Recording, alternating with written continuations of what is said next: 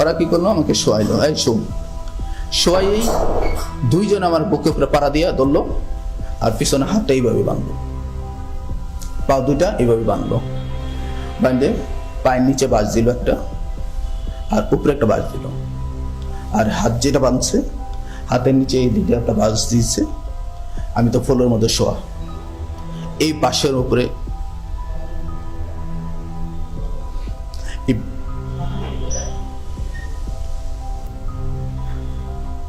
বাঁশের উপরে আমাকে 4-5 জন দাঁড়াই গেছে। তখন আমার মানে ভিতর থেকে মানে আমি আর কোনো কিছু বলতে পারতেছি না, শুধু একটাই প্রশ্ন করতেছে, তোর বাড়িতে কে কে থাকে, তোর বাড়িতে কে কে থাকে। আমরা ইয়েতে যাওয়ার পরে উনি ডেস্টিনেশনটা আগে থেকে বলেন কোথায় যাবে, তো বলতে সাউথের দিকে যাবে। তো যাওয়ার পরে তারপরে বললো যে স্লো ডাউন, যখন স্লো ডাউন বললে তখন বুঝছি যে একটু প্রক্রিয়া শুরু হবে।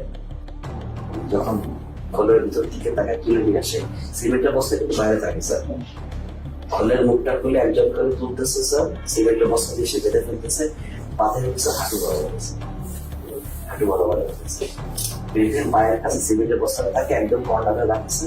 সেকেন্ড ম্যান স্যার ট্রিগরটা দেয় স্যার, ট্রিগরটা দিয়ে উঠেছে সব। তাদের পছন্দের জায়গাটা হলো মাথা স্যার,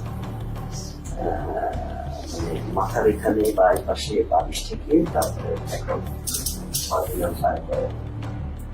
2 রাউন্ড ফায়ারের প্রয়োজনে কখনো যদি কখনো তার মনে হচ্ছে কারো হাত কেটে গেছে, তখন উনি বলতেন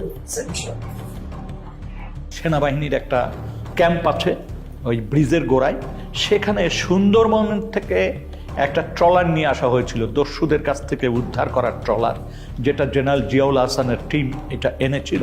এবং পরবর্তীতে আমরা জেনেছি যে জিয়াউল হাসানের প্রত্যক্ষ তত্ত্বাবধানে অনেক মানুষকে ওখানে নিয়ে যাওয়া হতো রাতের গভীর রাত্রে এই জায়গাটা, এবং বন্দিরা থাকতো এখানে এই ডেকের উপর, কোনো কোনো সময় তো ডেকের ভিতরে থাকে, and then অফিসাররা কারণ ডেকের ভিতরে না থাকলে দেখা গেলো মাঝে দেখে ফেলি, এরকম হয়। ওরা সবই এখানে এখানে বা কেউ কেউ এখানে থাকতো, and then এখানে এনে শুট করে এখান থেকে ফেলে দিবে। ওখান থেকে ওখানে কুইক অ্যাকশন। তো গুলি করে মেরে ফেলার পরে পেটটা চিরে দেওয়া হতো এবং বডির সাথে সিমেন্টের বস্তা বেঁধে দেওয়া হতো বা ইটের বস্তা, যাতে ওনাদেরকে যখন ধাক্কা মেরে নদীতে ফেলে দেওয়া হচ্ছে তখন তারা ডুবে যেতেন। তার হচ্ছে গিয়ে এখানে যাওয়ার পরে এই যে মানুষটাকে শোয়ালেন, যাওয়ার পরে বাঁধার পরে তারপরে আপনার গুলি করে ফেলা দেওয়া হয়। এদিকে বাঁধার রশিটা রেডি থাকে, ওইদিকে সিমেন্টের বস্তার সাথে রশি বাঁধা রেডি, যেমন রশি বাঁধার থেকে সিমেন্টের বস্তা খুলে না যায়, তারপরে বাকি রশিটা এখন এটা কোমরের সাথে দিয়ে বাঁধা সবচেয়ে সহজ, that of any other places of the whole body। এখানে গুলি করে লোয়ার পোর্শন ধরে ফেলে দিল। কে ফেললো? জিয়া তো গুলি করলো, এখন জিয়েই ফেললো না সাথে আরো যে লোক ছিল তার কে ফেললো এটা আমার খেয়াল নেই, এখান থেকে করে ফেলে দিল। তবে বেশ কিছু ক্ষেত্রে লাশ ভেসে উঠেছে, আমি এর ধরনের কেস দেখেছি যেখানে লাশ ভেসে উঠছে বুলেট উন্ড কপালে এবং গায়ে সিমেন্টের বস্তাটা কোনো কারণে একটা ছেড়ে গিয়েছে, অন্যটা রয়ে গেছে, এরকম অবস্থায় উঠছে। নারায়ণগঞ্জের 7 খুনের যে হত্যাকাণ্ড এবং তার লাশ লুকিয়ে ফেলার যে প্যাটার্ন, এই প্যাটার্নের সাথে অনেক অংশে মিলে যায়। এরকম নানাবিধ মারার আসলে টেকনিক ছিল, বিভিন্ন বর্ণনা থেকে আমরা পাই। কোনো কোনো ক্ষেত্রে বিষ প্রয়োগ করেও হত্যা করা হয়েছে, ইনজেকশন দিয়ে মারা হতো, এটার বর্ণনা পেয়েছি আমরা যারা এটা নিজে চোখে দেখেছে।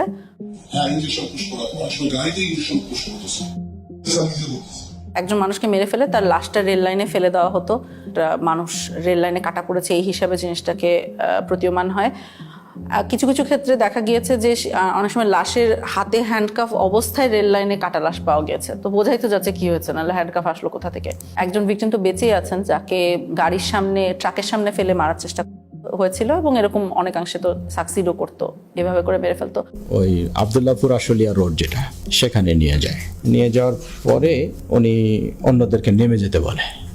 নামার পরে আমাকে কানে কানে বলতেছে, ভাইজান আমাকে ক্ষমা করে দিয়েন, দেখেন আপনাকে তো চলন্ত গাড়ির সামনে ফেলে দেওয়ার জন্য বলা হয়েছে। হঠাৎ করে মানে আমাকে ধাক্কা দেওয়া হলো এবং আমি খেয়াল করতেছিলাম যে গাড়ি শব্দ আসতেছে, তো আমি তো তখন ধরে নিয়েছি যে আমি শেষ, আমি পড়ে গেছি। পড়ে যাওয়ার পর মানে পড়ে যাওয়ার পরেও দেখতেছি যে আমি বেঁচে আছি। আমার তুলে ধরে বলছে যে আপনি ভয় পাবেন না, আপনাকে তো আমরা রাস্তায় ফেলে দিয়েছি কিন্তু গাড়িটা পাশ দিয়ে চলে গেছে।